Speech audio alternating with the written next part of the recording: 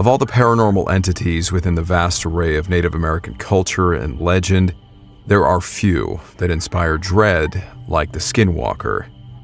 Even the mention of this entity is something shunned by the Navajo people, whose communities are spread amongst the states of New Mexico, Arizona, Utah, and Colorado. For them, the fear of this creature is quite real. For 2 U.S. Army veterans undergoing a series of medical treatments at a clinic in the small town of Deming, New Mexico in the 1970s, one of them being a Navajo man, their curiosity and a few beers overshadowed any of their concerns. After accepting an invitation to attend an unusual ritual being carried out in the middle of the desert one night, the 2 men spent the rest of their lives haunted by the experience, and more so by what took place in the following days. There's no way to verify this story, but the man who shared it did so saying that these events actually happened. A story about 2 Army vets and a dead Skinwalker.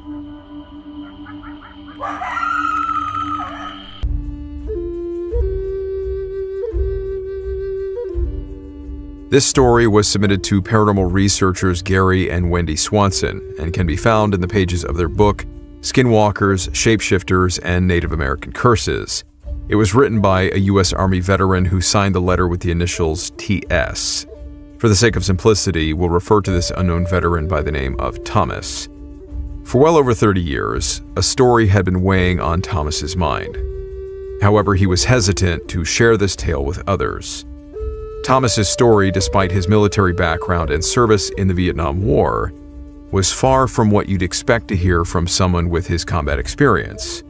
In fact, the story has nothing to do with Vietnam, but the injuries he suffered during the war were the catalyst for his Skinwalker experience. When Thomas saw Gary and Wendy's open call for their followers to share their own Skinwalker encounters, he felt he could finally share his bizarre story with someone who would sincerely listen.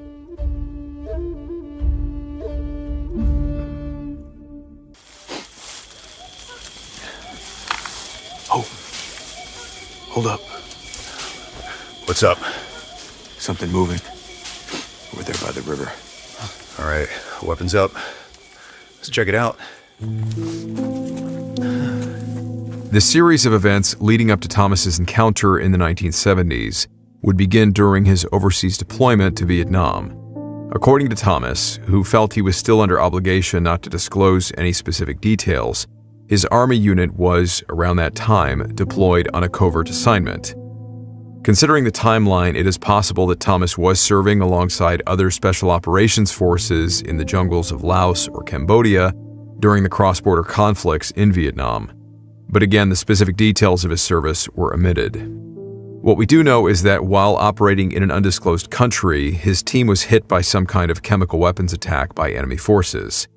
Thomas would fortunately survive, but not without severe injury. His lungs were permanently scarred. After being extracted, he was rushed to the nearest hospital, where he spent the next month undergoing treatment. But with the available care being insufficient, the Army cut Thomas's deployment short, sending him and several other wounded men back to the U.S. in order to receive more specialized medical care. Thomas would return to his home state of Indiana, enjoying some much-needed rest and recuperation, in between the numerous hospital treatments that were slowly beginning to mend his lungs. Then, about 5 years later, Thomas was invited to partake in an experimental medical trial based out of Deming, New Mexico, along with 16 other men suffering from similar conditions. Having nothing to lose, Thomas gladly accepted the offer. Once he arrived at the treatment center, Thomas started to get acquainted with the 16 other patients who would also be partaking in the many experimental procedures and exercise programs over the following weeks. Much to his surprise, within the group of men, a familiar face caught Thomas's attention. It was his friend and old Army buddy, Dave Longglass. The 2 men smiled and, slapping one another on the back, immediately gave each other a big bear hug. During their time in service, Thomas said he and Dave were inseparable, serving together in the same unit for 8 years, including 2 overseas deployments. It was during the second one that the duo were both hit by the chemical attack. With both of them suffering lung damage, they hadn't seen each other since the Army had shipped them both back home for treatment, Thomas to Indiana and Dave to Navajo country in New Mexico. Fighting in a war together bridges a lot of gaps. With Thomas being white and Dave being a Navajo, their differences in culture certainly had no impact on their friendship. The two men were more akin to brothers, their service together in the Army uniting them on a far deeper level than anything else could. Now finding themselves in another unfamiliar environment, it was comforting to know they would once again have each other's backs as they began this new experimental treatment. What was it we said? Loser has to buy the next round? I'm just saying, man. I'm just saying, I'm almost starting to feel bad.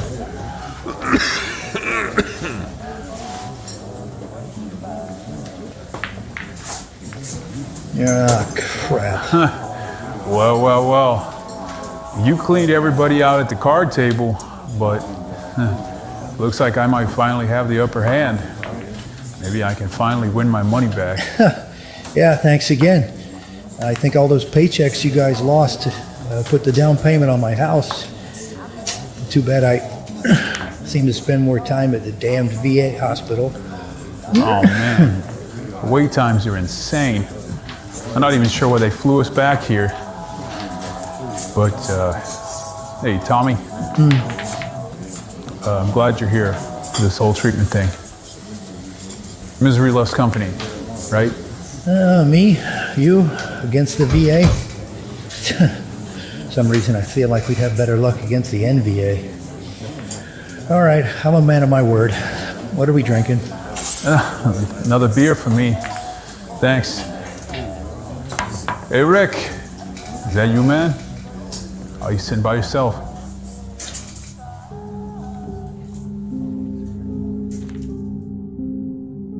In between their periods of treatment and light exercise programs, Thomas and Dave were left with plenty of time on their hands.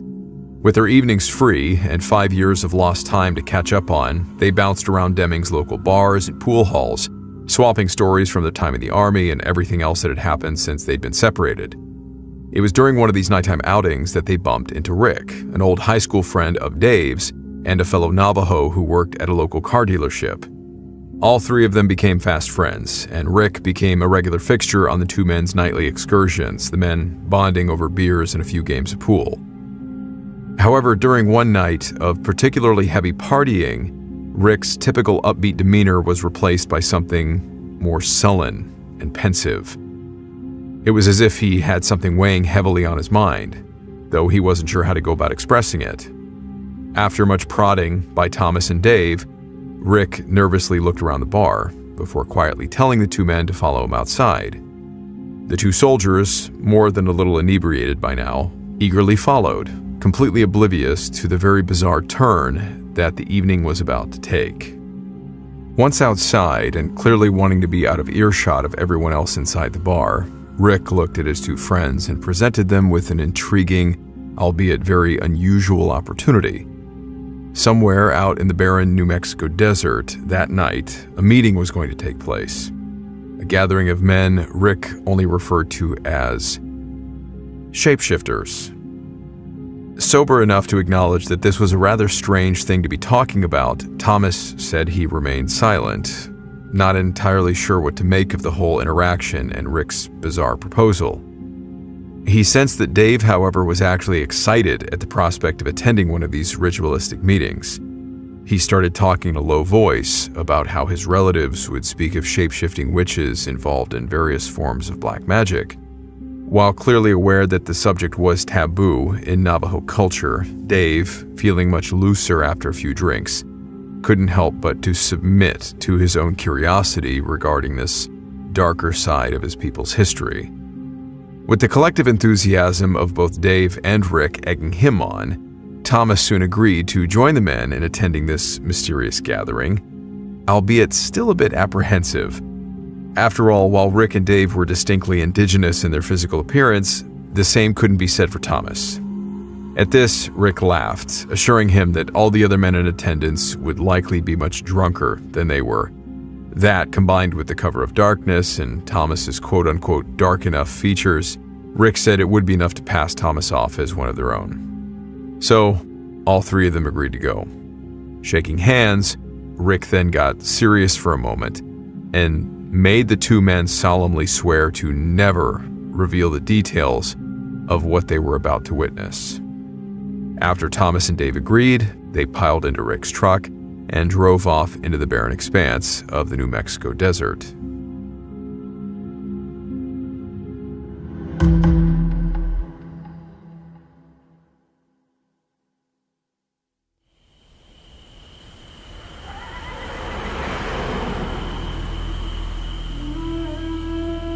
As Rick drove the men further out into the desert, the sun dropped below the horizon, the blackening sky then filling with stars. For Thomas, the initial excitement he felt at the bar had somewhat dissipated. He now felt anxious. What exactly had the two men gotten themselves into? What kind of weird setup was this? Were they really heading to meet with a secretive league of shape-shifting Navajo witches? That was almost certainly too outlandish to be true. But if not, then who or what were they on their way to meet? A bunch of strange men out in the desert, so deep in the bottle that they've convinced themselves of having magical abilities? It didn't help that Rick himself had become eerily silent over the last few miles, his eyes now sullen and remaining locked on the road ahead, which was bathed in the truck's headlights. Thomas grabbed a bottle of whiskey Rick kept in the truck to stymie his growing sense of unease. He took a few swigs, and it seemed to help.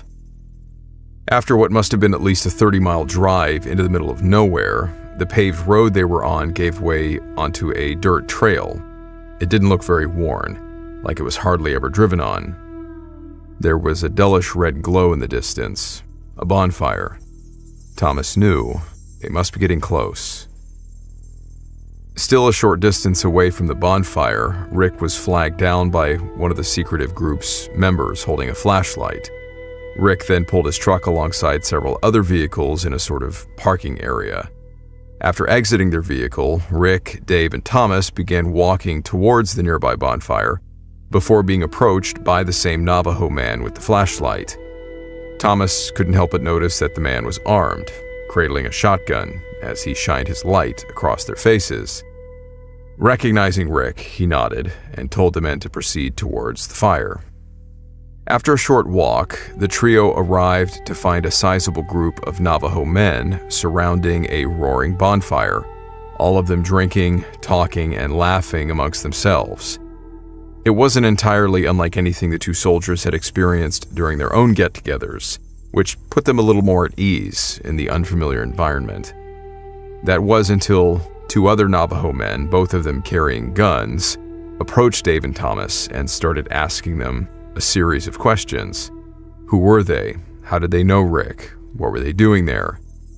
Thomas and Dave answered honestly, which seemed to satisfy the men, who then permitted them to take their spot around the fire, after issuing one final warning. If either of them was to disclose anything they were about to see to anyone that wasn't gathered around the flames, they would be met with a painful death. Thomas and Dave stared at them in silence, waiting for the punchline. But despite the party-like atmosphere going on around them, the faces of these two Navajo men were deadly serious. However many red flags they'd already seen, Thomas said this really just made both of them even more curious. They agreed to the terms and went to join the others. But nothing could have prepared them for what they then witnessed. The heavy drinking I'd been doing had surely clouded my senses, but the ceremony seemed to be well regulated, as certain chants and words were spoken by the host and quickly repeated by those in attendance, so this must have been a regular occurrence. Obviously, following a pre-planned regimen, Rick was called on by the moderator and he stepped into the center of the circle. A sort of shawl, made of what appeared to be animal skin sewn together into a cape-like garment, was placed around his shoulders, and then he danced around the circle, chanting words I couldn't understand.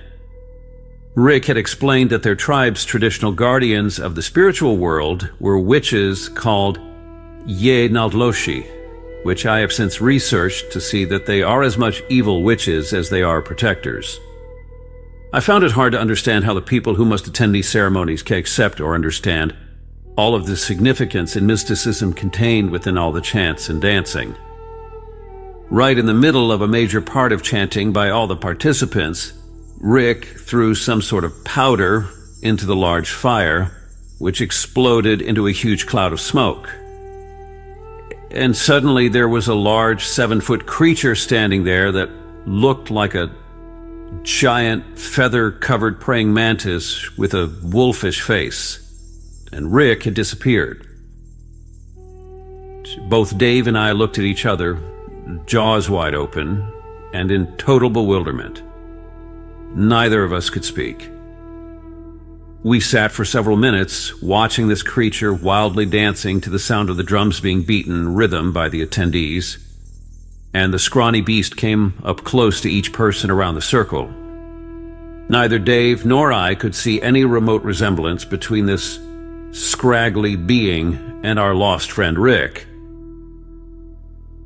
Suddenly, we were both again assaulted with a huge explosion of smoke that completely smothered every one of us, and when it dissipated, there was Rick, still dancing as though he had never left. I never did understand the significance of Rick changing into this other creature, or where he was when it was there. Rick hardly spoke on our drive back to town. It was like he was completely exhausted. And when I tried to ask him about how he changed into a creature that looked nothing like him, he just mumbled, "Later." Dave and I exchanged looks that we both understood to mean we'd let it go for now.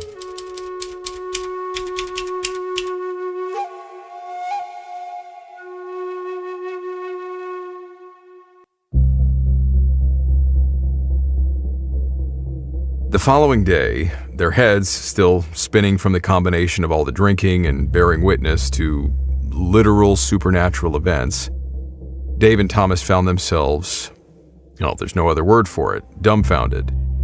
It certainly didn't help that, try as they might, Rick was proving difficult to get a hold of that day. They couldn't find him.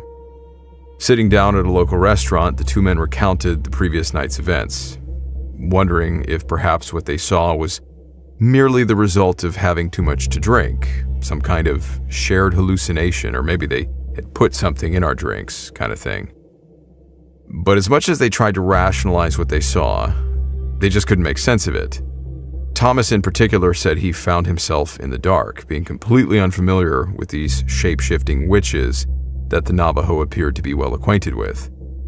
At this, Dave fell quiet, making sure nobody was within earshot before responding to Thomas in a low, hushed voice. What they had encountered last night, he said, was an entity known as a Skinwalker. According to Dave, the Skinwalker came to prominence within Navajo culture not long after the Spanish had made landfall in the Americas, pushing north into Mexico during the early 1500s.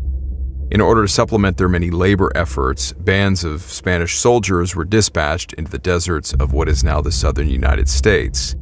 Their goal was to raid various indigenous settlements, kidnapping their men, women, and children to serve as slaves within the expanding Spanish-controlled sectors of the Americas.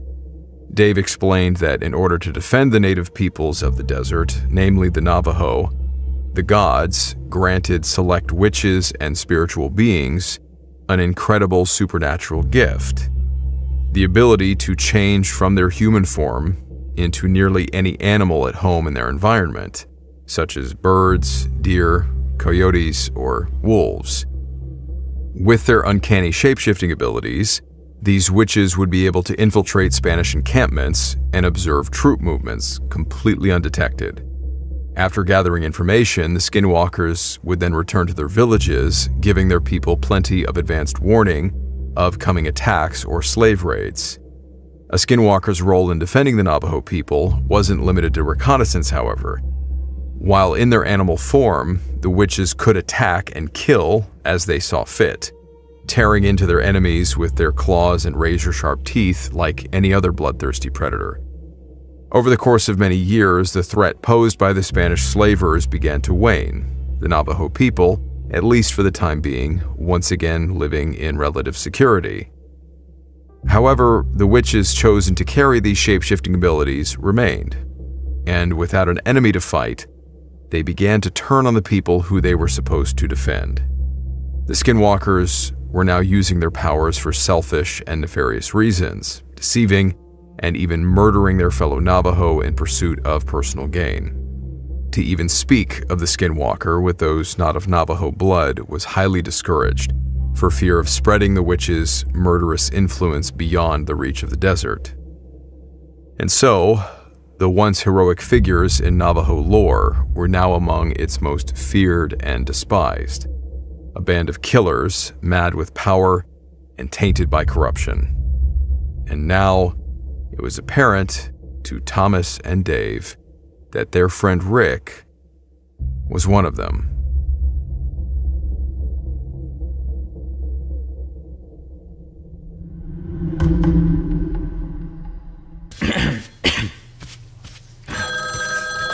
Hello.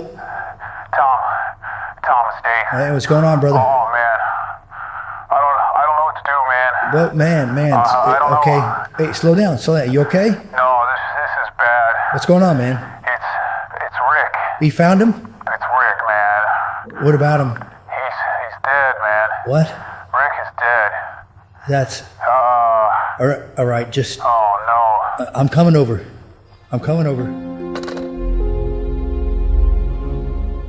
Whatever they might have gained from it, the two men had little time to properly investigate their brush with the Skinwalkers. Their upcoming treatment schedule for their damaged lungs would see them occupied for the better part of the next 2 weeks, leaving them with little time for anything else. But this wouldn't be the end of their bizarre story. About a week before their experimental treatment was scheduled to end, Thomas got a call from Dave, who sounded frantic. It was about Rick. After several days of attempting to get a hold of Rick, Thomas and Dave finally found out where he was. His badly mangled body had been found in a shallow roadside ditch, about 4 miles outside of town. Based on the state of his damaged corpse, it seemed that Rick had been struck by an oncoming vehicle, a hit-and-run accident. However, as Dave continued to lay out the details surrounding Rick's death, Thomas began to notice that there was something off about his death.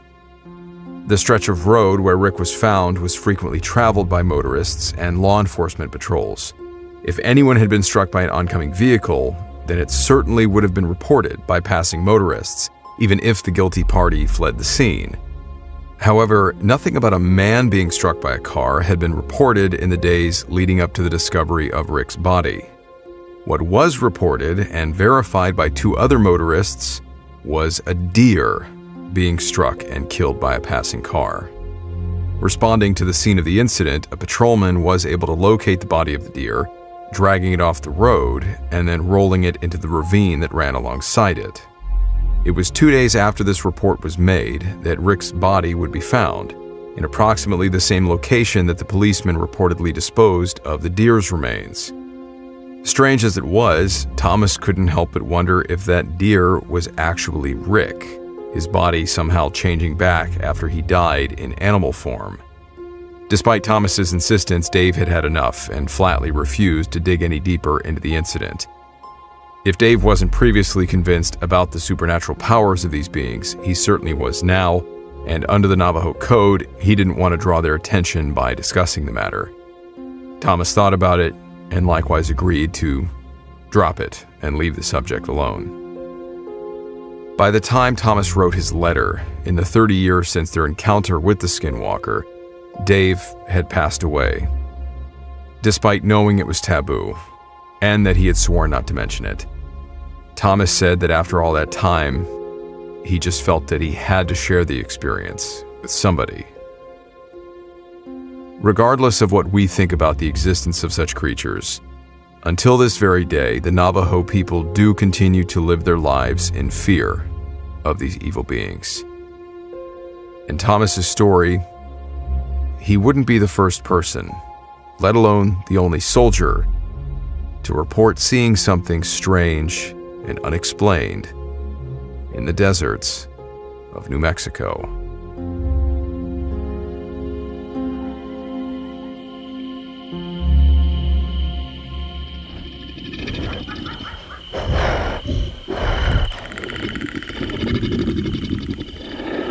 Bye.